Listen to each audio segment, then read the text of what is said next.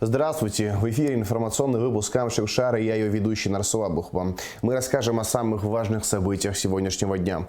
И сегодня в выпуске. В республике проходят совместные учения вооруженных сил Абхазии и Российской Федерации. Они носят оборонительный характер. В селе Аракеич сгорела общеобразовательная школа, рухнула кровля, основная часть строения полностью выгорела. 24 марта – Всемирный день борьбы с туберкулезом. В Республиканском противотуберкулезном диспансере проведена конференция на тему диагностики и лечения заболевания. В Санкт-Петербурге в Доме журналиста прошел вечер абхазо-абазинской культуры, где были показаны национальные вокальные и танцевальные номера. Состоялась встреча президента Абхазии Аслана Бжаня с председателем Кабардино-Балкарской региональной общественной организации «Ветераны Отечественной войны народа Абхазии» Тимуром Шардановым и руководителем Центра изучения истории и культуры народов Кавказа Абаза Владимиром Пшиноковым. Гости передали Аслану Бжаня подарок от главы Кабардино-Балкарской республики Казбека Кокова – кубок ручной работы, изготовленный специально для него. Аслан Бжаня выразил надежду, что встреча и личное знакомство с Казбеком Коковым состоится в ближайшее время. На встрече с участием вице-президента Батри Гунба и советника президента по вопросам взаимодействия с ветеранами и добровольцами Северного Кавказа Рисмага Аджинджел обсуждались актуальные вопросы взаимодействия Абхазии и Кабардино-Балкарии в области культуры и гуманитарных отношений.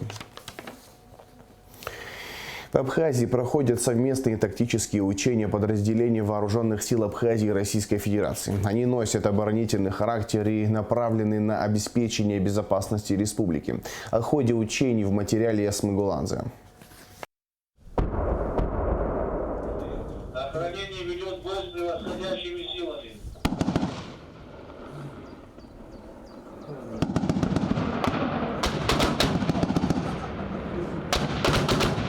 Запах пороха, грохот орудий и боевой настрой. Так проходят совместные тактические учения вооруженных сил Абхазии и России. Они носят оборонительный характер и направлены на обеспечение безопасности нашей страны. Кроме подразделений ВС участвуют также резервные формирования военного времени. Днем и ночью на всех полигонах, а также на незнакомых участках отрабатываются военные приемы и тактики.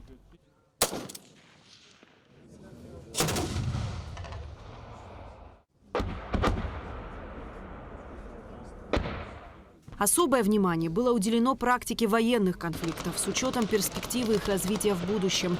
Подразделения выполнили задачи с применением разведывательных и ударных беспилотников, радиоэлектронных средств защиты от аналогичных средств противника.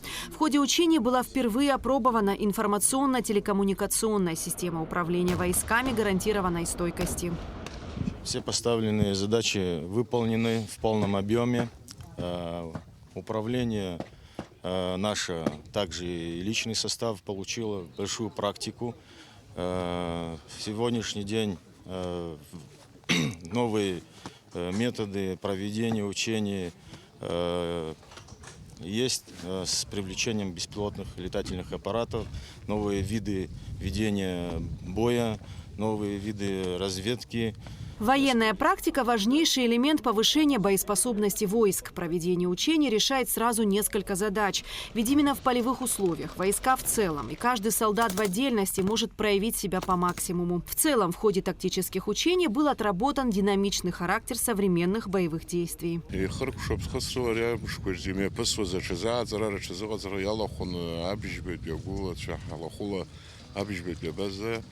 Иробас ялахон абшбет бригада резерв рчидат архтат хтак иробас азамтанарат мазраз хызгоко архтак бзербзан артиллериям чкором аршага аром ялахно иробаски ويبسدي بروار برجع قال رخنا شو زغزر خسر كوي خرق شو بيخا زاتش نيوم حرا وزوم زيك ريما در ريك وشر زيكرلا خبزيني عدر بشيت خم تدا ميسز جو يغرز زي وبودير تشكارا كوي كولازي بزيني шахту шизги хас. Цели достигнуты, силы противника отражены, занимаемый рубеж удалось удержать.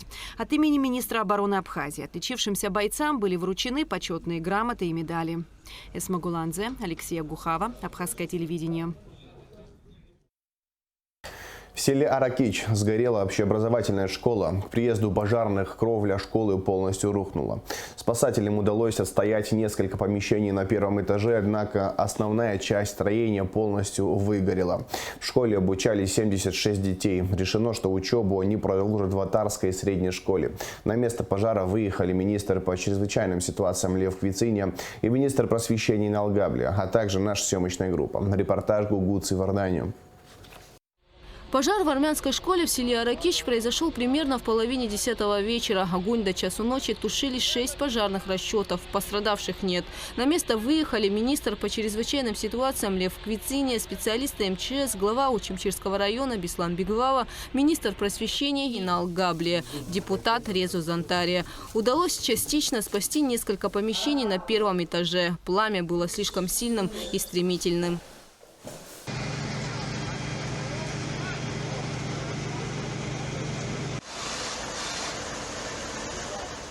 Пожар был настолько сильным, что многие предметы тлеют до сих пор, а из стен исходит дым. Уцелели только парты и школьные доски. По словам соседей, они не сразу заметили, что здание горит, поэтому к пожарным обратились поздно. Точных данных о очаге возгорания пока нет. По одной из версий, причина пожара – перегрев бесперебойника в компьютерном классе. Первое сообщение поступило 21:55 в Очамчирскую пожарную спасательную часть. Одновременно 3 боевых расчета были не только вызваны, сразу оперативно они выехали, а также мы дополнительно на помощь вызвали Сухумский 1 расчет и 2 расчета с Гулипского района. И я сам возглавил, руководил тушением пожара, и приехал сам министр Квициня. И вот так, было позднее обнаружение и позднее сообщение, очень поздно. Приблизительно пожар возник раз в 21:55, нам сообщили, где-то за 1,5 часа почти был пожар. И действительно, пожару можно было присвоить 3-й группы. И как здание само капитальное снаружи, но все перегородки стены, они деревянные. Вот это где-то за 60 лет, по-моему, это здание строилось. Раньше они как строили деревянные, как перегородки делали, дранки, обштукатуренные были. Вот поэтому очень было трудно его тушить. В армянской школе в селе Аракич училось 76 человек. Принято решение об их переводе в Атарскую школу после весенних каникул. Учащихся будут возить на школьных автобусах. Первый, кто откликнулся сразу на пожар, это был директор Атарской абхазской школы и был глава администрации села. И сама обстановка в школе не совсем тоже. На первом этаже есть неполадки, где-то пола нету, электричества. Но это все на себя берет администрация, и отдел образования. И совместно будем, у нас недельный срок, а мы буквально за этот недельный срок приведем в порядок школу, те классы, которые свободны, и в 2 смены мы можем принять детей. Первые откликнулись, это заведующий РОНО Гульрипского района, это Дмитрий Фазлевич, и утром, прям с утра позвонил заведующий Гудаутского РОНО, Адамур Вадимович. Первый в каком плане содействия? Он позвонил в Гурупческое, МЧС и пытался вызвать пожарную охрану в помощь нашему району. А второй, предложил автобусы, автобусами прислать сюда и доски, и стулья, и парты для того, чтобы процесс учебный не нарушался. То есть у него была такая возможность, и он проявил себя с такой стороны, предложил свою услугу. Глава Учимчирского района Беслан Бигвава поручил в течение недели подготовить все необходимое для продолжения учебного процесса в новой школе. По словам специалистов, школа подлежит ремонту. Несмотря на то, что огонь был сильным, благодаря слаженной работе МЧС стены остались целыми, но затоплен 1-й этаж. Мы рассмотрели возможность перевода детей в Атарскую школу. Думаю, это сложности у нас не вызовет. Детей мало, 76 человек в данной школе учатся, поэтому все возможное сделаем, чтобы дети комфортно смогли перемещаться из одного села в другое. Будет автобус задействован школьный, поэтому, к сожалению, временное решение будет такое, ввиду ситуации. Ну а до начала следующего года, я думаю, все силы надо будет объединить, и государственные, и неправительственные, да, и общественность подключить, чтобы мы в кратчайшие сроки смогли восстановить здание. Школе в селе Аракич более 100 лет. Около 10 лет назад был сделан капитальный ремонт. Теплота, уют. Когда был ремонт сделан? Лет 10 тому назад. Лет 10 назад Да, был ремонт да. сделан. Потом вот сейчас мы в прошлом году тоже сделали. Все двери поменяли, печки дополнительные дали нам. Вот этот вот навес построили. Если хотите, 1 класс целый. 1 класс целый, то есть нижние этажи. Да, что у нас во всех классах, да, есть электрические плиты. Но они все выключены, это точно. Дальше я не могу сказать. Министр просвещения и глава Учимчирского района Беслан Бигвава, депутат Резу Зантария посетили школу в селе Атара, куда принято решение перевести учащихся Аракичской школы. Гугу Савардания, Заур Кварчия, Абхазское телевидение. В Дели в рамках Дней Ассамблеи народов Евразии прошел международный бизнес-форум «Бизнес-диалог на евразийском пространстве», сообщает медиа-центр МИД. С приветственной речью в онлайн-формате перед участниками форума выступил министр иностранных дел Гейнал Арзенба. В своей речи министр отметил роль туристической отрасли как ключевого направления развития экономики Абхазии и что руководством республики уделяется особое внимание развитию туристического сектора. Наряду с этим глава МИД Абхазии отметил заинтересованность во всеобъемлющем развитии отношений с Индией. В Гагарском районе раскрыты 3 преступления имущественного характера. Подробности в материале пресс-службы МВД. В Гагарском районе раскрыты 3 преступления имущественного характера. Обвинение в хищении чужого имущества предъявлено несовершеннолетнему жителю села Псоу. Согласно материалам уголовного дела, юноша 2007 года рождения, действуя из корыстных побуждений, путем взлома замка входной двери проник в дом потерпевшего, откуда похитил бытовую технику, а также огнестрельное оружие и боеприпасы. Заявление, ранее имевшим место преступления, поступило в дежурную часть Сандрипшского отдела милиции 28 января текущего года. Однако в ходе следственно-оперативных мероприятий подозреваемый в совершении кражи был установлен и впоследствии задержан. Сотрудниками отдела уголовного розыска совместно с оперативным составом отдела милиции поселка Цандрипш в ходе оперативно-розыскных мероприятий изъято похищенное имущество, а именно зарегистрированы в установленном порядке в разрешительной системе МВД автомат системы Калашникова калибра 5,45 мм, боеприпасы аналогичного калибра в размере 150 единиц, пневматическое ружье, а также бытовая техника. Расследование в рамках уголовного дела, возбужденного по части 3 статьи 155 и части 1 статьи 221 Уголовного кодекса Республики, проводит следственный отдел УВД по Гагарскому району. Обвиняемый в содеянном сознался и отпущен под присмотр за несовершеннолетним. Жителю города Гал Бурчулая Ливану Лашевичу 2001 года рождения вменяется грабеж, совершенный в крупном размере. Последний, находясь на территории одного из гагарских отелей, открыто похитил сотовый телефон стоимостью 120 тысяч рублей у жительницы города Якутск. Оперативные мероприятия по задержанию подозреваемого провели сотрудники уголовного розыска и МОП УВД по Гагарскому району. Похищено изъято. Ливан Бурчулай заключен под стражу. Расследование продолжается. Отдел дознания Гагарского управления внутренних дел продолжает расследование уголовного дела по факту кражи, имевшей место в центре города. Обвинение в совершении преступления, предусмотренного пунктами А, Б, В части 2 статьи 155 Уголовного кодекса, предъявлено 4 несовершеннолетним лицам.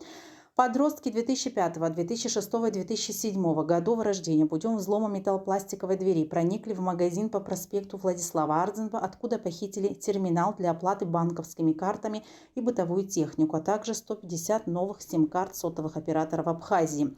В результате проведенных оперативно-розыскных мероприятий последние были установлены и задержаны сотрудниками отдела уголовного розыска УВД по Гагрскому району. При личном досмотре у молодых людей обнаружены похищенные предметы и изъяты. Согласно постановлению дознавателя, подросткам на время проведения следственных мероприятий избрана мера пресечения в виде присмотра за несовершеннолетними.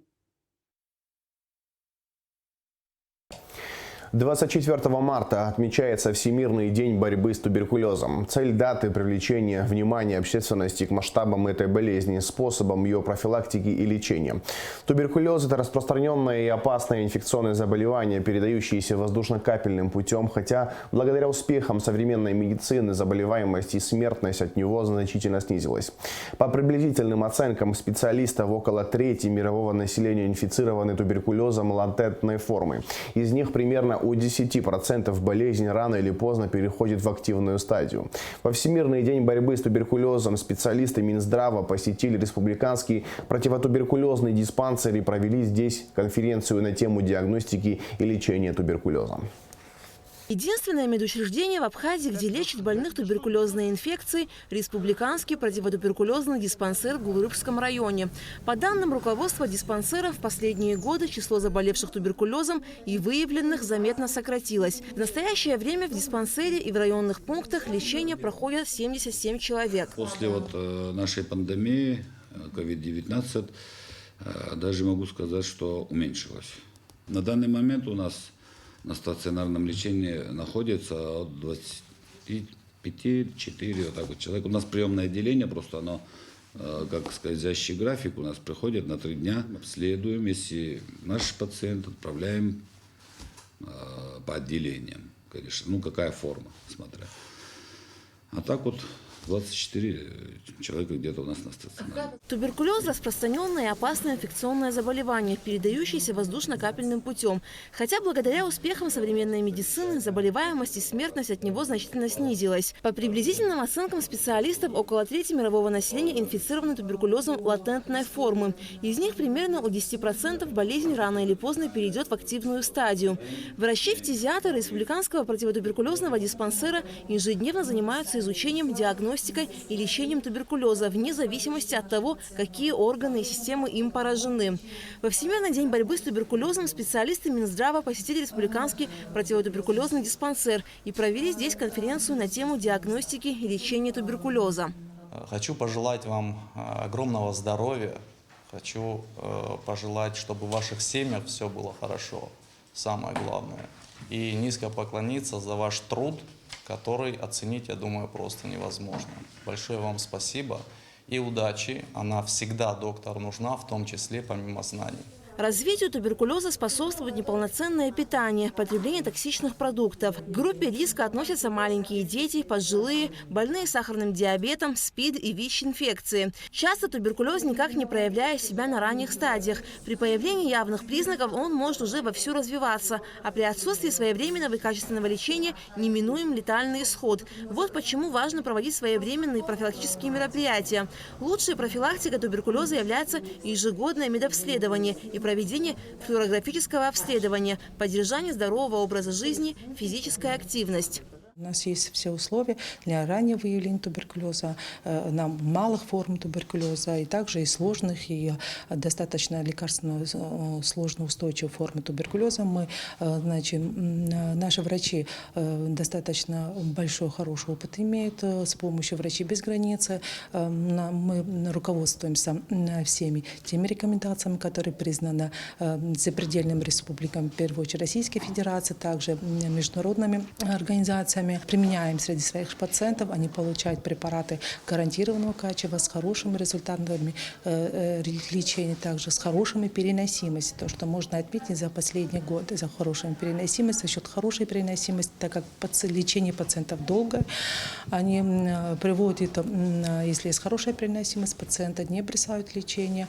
Таким образом мы получаем хорошие результаты лечения на уровне выздоровления. При поступлении пациента в республиканский противотуберкулезный диспансер его направляют в приемное отделение, и он проходит обследование. Здесь же в диспансере есть лаборатория, где проводят необходимые исследования для установления точного диагноза.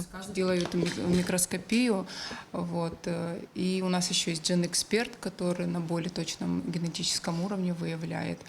Я непосредственно делаю общий анализ крови и биохимический анализ крови. Мокрота сдается, и она окрашивается по специальному методу. И через микроскопию проводим микроскопы. Сейчас какое время примерно может быть? В течение дня. В туберкулезном диспансере 5 отделений, которые разделены по бацилловыделениям БК-, БК+. После того, как станет ясно, в какой форме протекает болезнь пациента, его с приемного отделения перенаправляют в другое. Вот за моей спиной находится МДР-отделение. Там лечение проходят пациенты с открытой формой болезни, и вход для посторонних воспрещен. Лечение больных туберкулезом – длительный процесс, и очень многое зависит от желания пациента выздороветь. И когда ему в помощь создаются условия, это только радует. Лечение больных туберкулезом бесплатное. Минздрав обеспечивает всеми необходимыми медикаментами. 116 человек в 2014 году, 108, это самые большие цифры, говорю, в 2015 118 излечились. Потом цифры, конечно, уменьшаются еще из-за того, что уменьшается количество больных выявленных, да, И в 2022 году цифра у нас вылеченных было 60, но и количество больных у нас лечилось гораздо меньше. По данным врачей противотуберкулезного диспансера, некоторые из пациентов бросают лечение и уходят, а они фактически являются переносчиками болезни. Принудительно заставить их лечиться невозможно. У нас слабое место вообще – это транспорт на местах, то есть активное выявление больных, которые бросили лечение. И много, да, кто бросает? Не очень много, но бывает, да. И работа именно в очагах поражения требуется транспорт и персонал, который бы работал, выявлял именно непосредственно где человек живет. Но учитывая наш менталитет, конечно, люди не хотят, чтобы к ним кто-то приезжал и выявлял.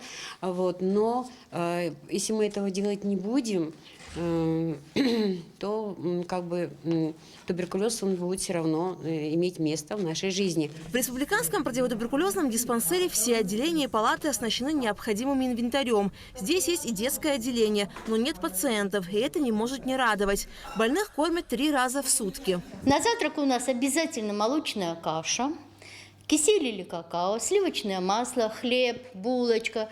Несколько раз в неделю бывает еще кусочек сыра. На обед у нас всегда первое, второе, то ли первое на мясе, то ли второе идет порционное мясо.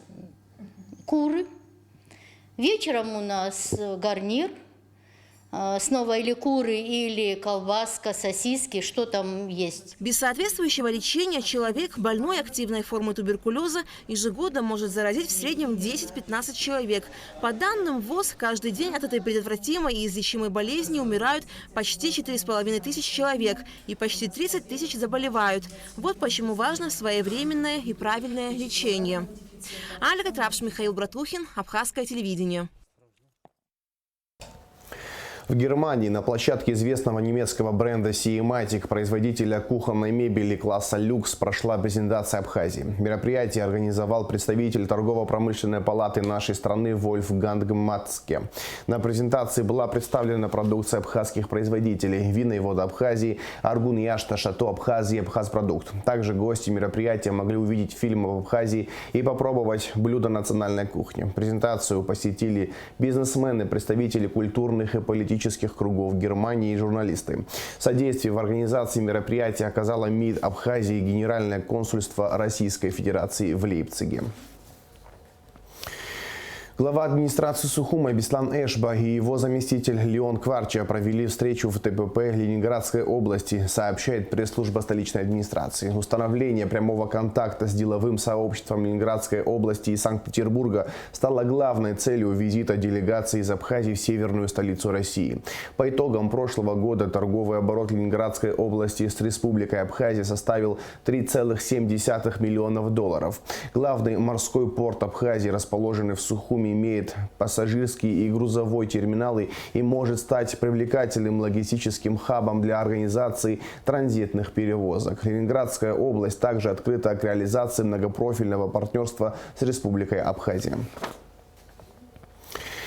В Санкт-Петербурге в Доме журналиста прошел вечер абхазо-абазинской культуры. Мероприятие было организовано региональным отделением Всемирного абхазо-абазинского конгресса. У гостей вечера была уникальная возможность увидеть национальные вокальные и танцевальные номера, а также сказку о попе и его работнике Балде на абазинском языке.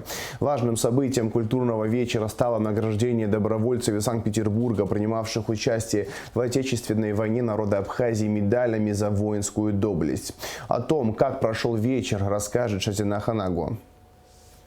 Праздничное настроение, положительные эмоции и теплая дружественная атмосфера. Именно таким запомнился вечер абхазо-абазинской культуры гостям и участникам мероприятия. Оригинальная концертная программа, яркие ритмичные номера национальных танцев, песен и многое другое привели в восторг и вызвали бурю эмоций в сердцах зрителей. И это было совершенно очевидно по их лицам, улыбкам, по блеску глаз и аплодисментам.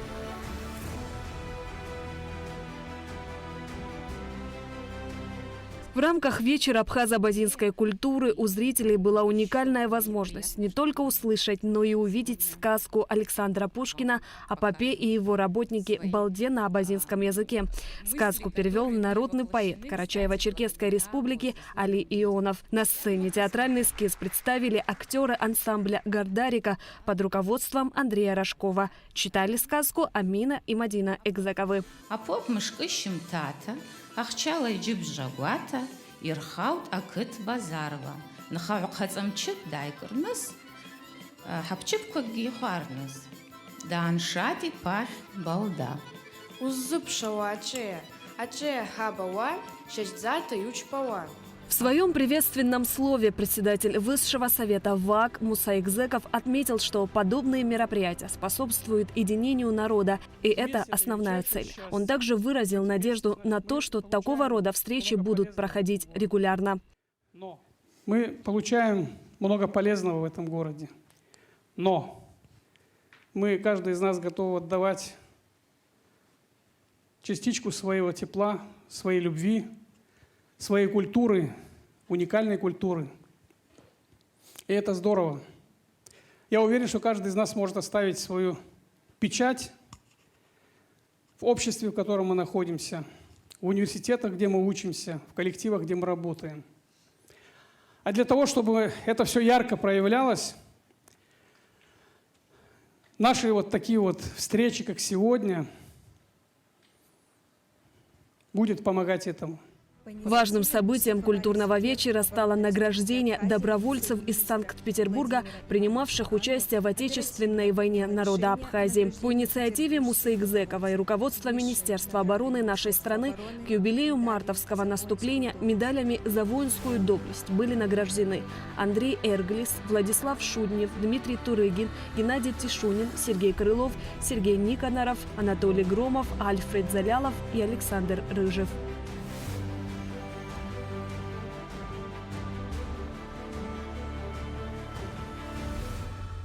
В завершении мероприятия Муса Экзеков поблагодарил участников и гостей и отметил, что общение друг с другом – лучший опыт движения вперед. Мы сегодня говорили на родном языке, что мы сегодня следовали нашим традициям, нашим культурам. Вы как раз и понимаете, когда вот мы слышим барабаны, мы слышим мелодии, ноты, родные мотивы,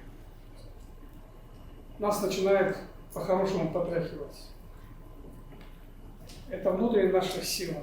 Мы должны научиться вместе друг с другом открывать себя. Каждый человек обладает невероятным талантом. И чем чаще мы будем говорить друг с другом, чем чаще мы будем делиться, передавать друг другу свою теплоту, свой опыт, свою любовь, тем быстрее мы будем открываться, открывать свои таланты, раскрывать свои грани. После культурного вечера у представителей абхазо-абазинского этноса была возможность познакомиться поближе и пообщаться в неформальной обстановке. Здесь царила поистине братская атмосфера. Колоссальный объем работы проводит Конгресс. Это уже несколько лет очень тяжелого, целенаправленного, целеустремленного труда. Огромная масса добрых дел в Абхазии, в России, в Москве, в Санкт-Петербурге, в Абазаште. И эти дела, они направлены все на то, чтобы мы развивали наше общество, развивали наших людей, чтобы мы сохраняли свой язык, фундамент своих традиций, свою культуру. Очень приятно сегодня было в зале видеть убеленных сединами наших земляков, жителей Санкт-Петербурга, тех, чьи великие заслуги в собирании нашей диаспоры, в складывании ее в Санкт-Петербурге, и молодых ребят, наших студентов. Это большая колоссальная работа в развитии отношений между разными народностями, и когда создаются такие мероприятия, это нас сближает, делает наши отношения только крепче, ближе, и мы получаем колоссальный опыт, мы дружим, знакомимся и делимся своими эмоциями, теплотой. И надеюсь, что это будет также дальше продолжаться, развиваться в правильном русле, как это сегодня было. И я думаю, что это имеет большое будущее. Вечер абхазо-абазинской культуры был организован с целью объединения представителей абхазо-абазинской диаспоры, проживающей в Санкт-Петербурге. Шазина Ханагуа, Абхазское телевидение.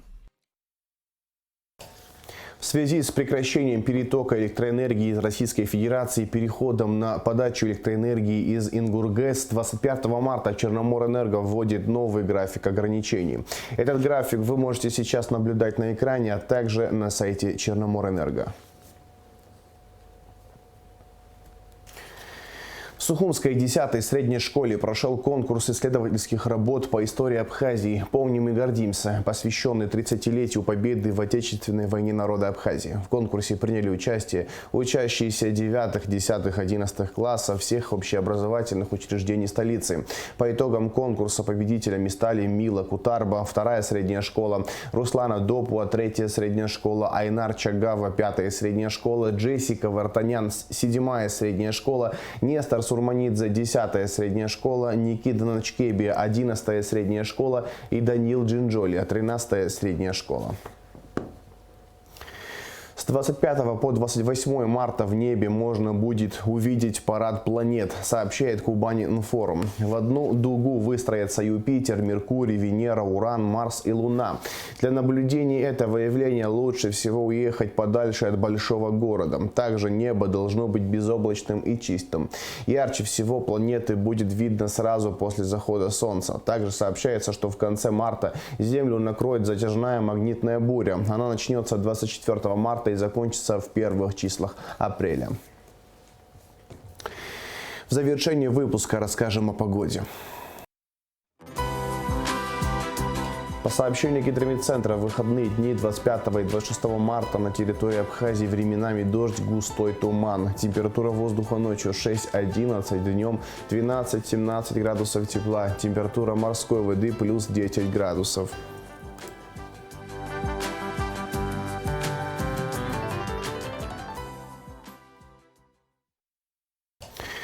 На этом информационный выпуск Камшевшара подошел к концу. Всего хорошего. До свидания.